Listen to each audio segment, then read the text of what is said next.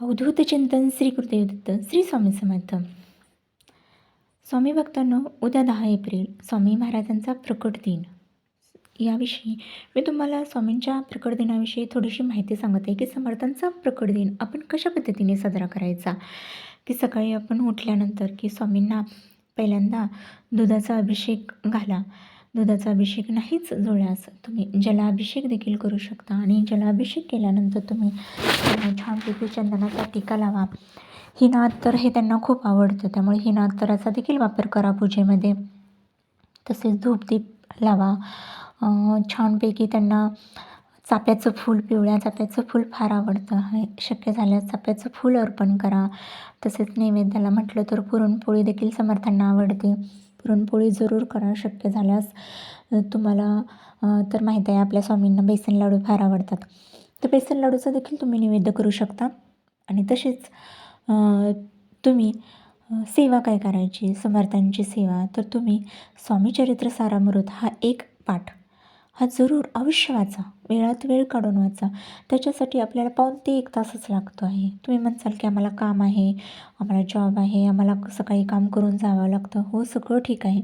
शक्य झालं तुम्ही कामाच्या ठिकाणी देखील तुम्ही तिथं सारामृत तुम्ही वाचू शकता आहे. किंवा जर तुम्ही ट्रेनने प्रवास करत असेल, बसने प्रवास करत असेल, त्या ठिकाणी देखील तुम्ही ते सारामृत वाचू शकता.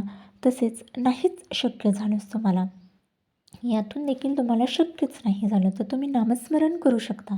स्वामी समर्थांचं नामस्मरण करण्याला काही कोणाला अट नाही आहे किंवा कोणी आपल्याला म्हणजे त्याच्यावर काही बंधनं नाही. आपण तो कधीही करू शकतो. चालता, उठता, बसता, काम करता.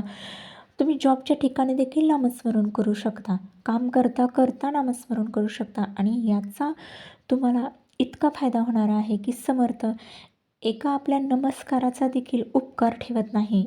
आपण एखादा एक नमस्कार जरी समर्थांना घातला तर त्याचं देखील तो उपकार ठेवत नाही. तो कशाच्या ना कशाच्या रूपाने आपल्या पाठीशी उभा राहतो. आपण अर्ध्या रात्री जरी समर्थांना हाक मारली की मी अडचणीत आहे समर्था, मला काही सुचत नाही, मला काही माहीत नाही, फक्त तू माझी मदत कर, तर त्या अर्ध्या रात्री देखील समर्थाला यावं लागतं.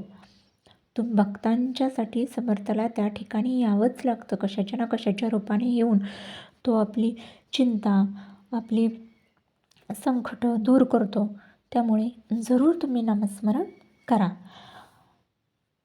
अशा पद्धतीने जर आपण स्वामी समर्थांचा प्रकट दिन साजरा करूया.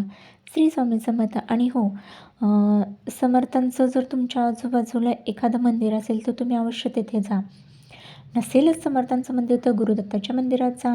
तिथं नारळ अर्पण करा. तुम्ही तुमच्या म्हणजे खडीसाखर, नारळ, तसेच उदबत्ती, फुलं वगैरे घेऊन जा. समर्थांना अर्पण करा.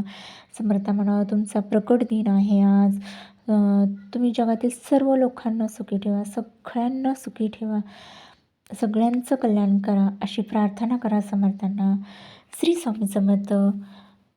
व्हिडिओ आवडल्यास नक्की शेअर, सबस्क्राईब करायला विसरू नका. श्री स्वामी समर्थ.